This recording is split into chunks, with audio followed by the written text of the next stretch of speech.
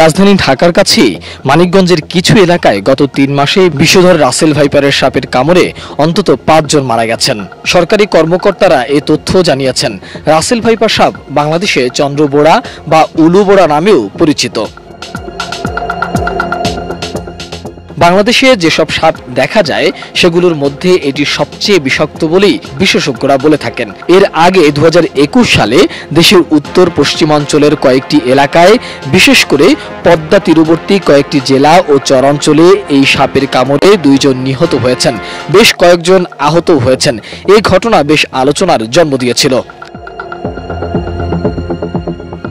গত কয়েক মাসে এই সাপের কামড়ে অসংখ্য মানুষের মৃত্যু হয়েছে। এটি রীতিমতো গোটা দেশেই আতঙ্কের। কিন্তু গত কয়েক মাসে এই সাপের উপদ্রব দেখা যাচ্ছে ঢাকার একেবারে কাছে মানিকগঞ্জ জেলার হরিরামপুর উপজেলার চর এলাকাগুলোতে।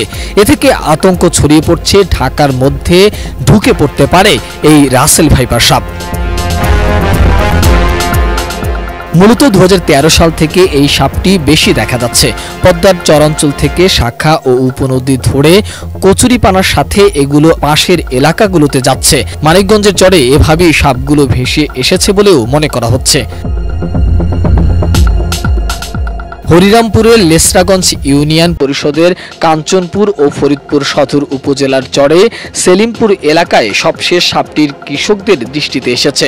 ২০১৩ সাল থেকে ২০১৬ সাল পর্যন্ত বাংলাদেশের বিভিন্ন এলাকায় ২০টি রাসেল ভাইপার দংশনের ঘটনা বিশ্লেষণ করে এর একটি গবেষণা ফল ২০১৮ সালে প্রকাশিত হয় journal of the Asiatic society বাংলাদেশে। এছাড়া ২০১৪ ও ২০১৫ সালে উত্তর পশ্চিমাঞ্চলের কয়েকটি চর এলাকায় বিভিন্ন জায়গা থেকে উদ্ধার করা অন্তত ৫টি রাসেল ভাইপার সাপ অবমুক্ত করা হয়েছে। সে সময় এই গবেষণায় উঠে আসে যে বাংলাদেশের ৬৪টি জেলার মধ্যে ১৭টি জেলাতেই রাসেল ভাইপারের উপস্থিতি রয়েছে।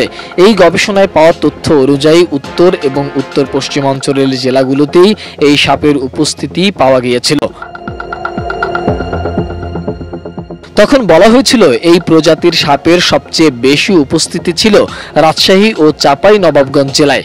যদিও এই সাপের উপজাতিটি বাংলাদেশ থেকে বহু বছর আগে বিলুপ্ত হয়ে গিয়েছিল বলেই ধারণা করা হচ্ছিল, কিন্তু গত ১০ থেকে ১২ বছর আগ থেকে আবারও এই সাপের কামড়ের ঘটনাগুলো বারবার দেখা যাচ্ছে। ঘন ঝোপঝাড় আর পরিত্যক্ত জমি অপেক্ষাকৃত কমে যাওয়ায় এই সাপ কৃষি জমিতেই থাকে, যার ফলে যারা মাঠে কৃষিকাজ করতে যান তারা রাসেল ভাইপারের দংশনের সবচেয়ে বেশি শিকার হচ্ছে। এছাড়া বর্ষাকালে নদীর পানি বাড়ার ফলে ভারতের নদ নদী থেকে ভেসেও এই সাপ বাংলাদেশে প্রবেশ করতে পারে বলেও ধারণা করা হচ্ছে।